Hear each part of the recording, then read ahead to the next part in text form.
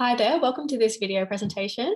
Today I'm going to be speaking about disability and lifespan development specific to the life stage of adolescence and the various psychosocial, cognitive and biological aspects of development that occur during this life stage, and looking at that through the perspective of someone who may be typically developing and then comparing that to an adolescent who is experiencing disability, in particular Down syndrome in this presentation. So looking at the cognitive aspects of development during adolescence, this is a time where the prefrontal cortex of the brain is quite slow to develop, and this is the area that controls our decision-making and reasoning. And conversely, the limbic system, which controls our emotions and our impulses, this develops quite quickly during adolescence. And so this is why we see adolescents often engaging in risk-taking behaviours and developing their own morals and their values at this time as well.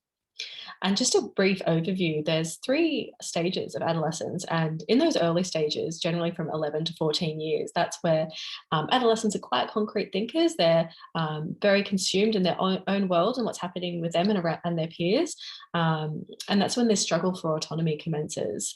And then that continues into the middle stages, where we see the experimentation and risk-taking typically occur.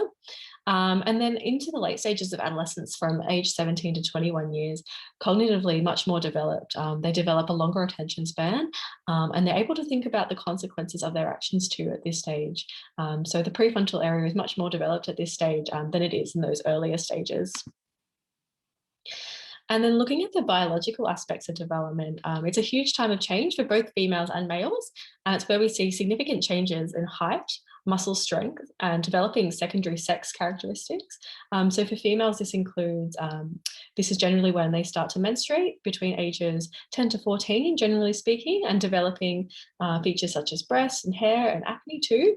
And for males, this is their sex characteristics, are the enlargement of the testes and changes in their voice, hair, and acne as well too, just to name a few.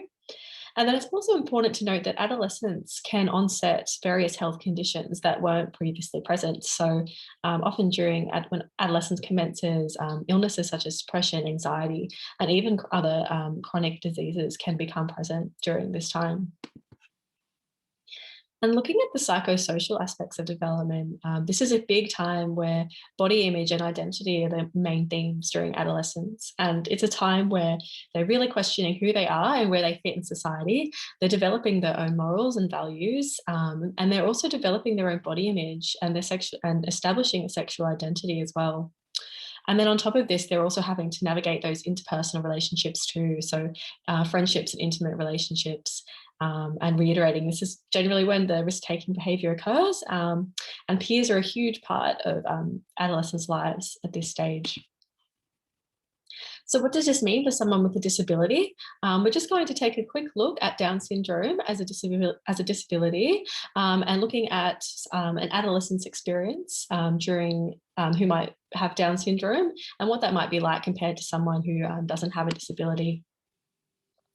So just a brief overview of Down syndrome. It's a genetic condition that's present at birth, and it's the most common genetic cause of intellectual disability. And so it means that people with Down syndrome have 47 chromosomes compared to most people who only have 46.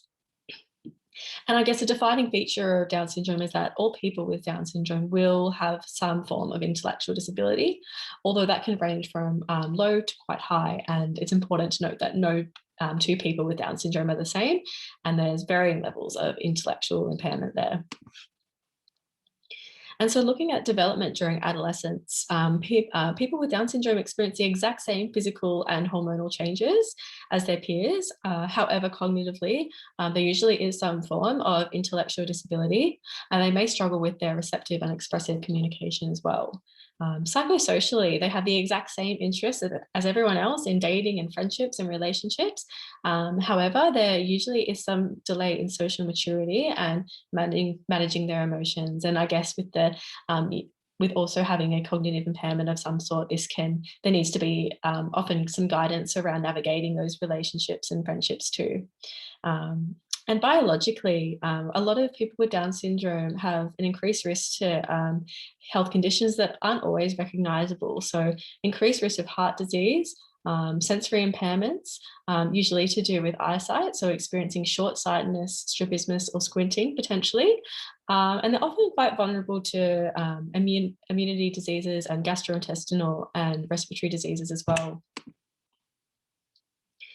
So just finally looking at some lived experiences with Down syndrome, this is just a quick excerpt from a 2019 study, and it's from the perspective of parents raising an adolescent with Down syndrome. And some positives that they noticed is that generally felt that their adolescent was so socially accepted and included in their school environment, and they had access to employment after school, which was great, and that their adolescent was able to make choices and independently interact with their peers. So that was a real positive too.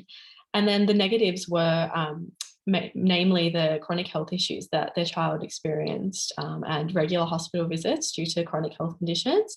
And then again, I guess there was a huge issue also around societal attitudes from people who didn't understand the disability, and that raising that social stigma so that they felt that their child was completely fully accepted socially.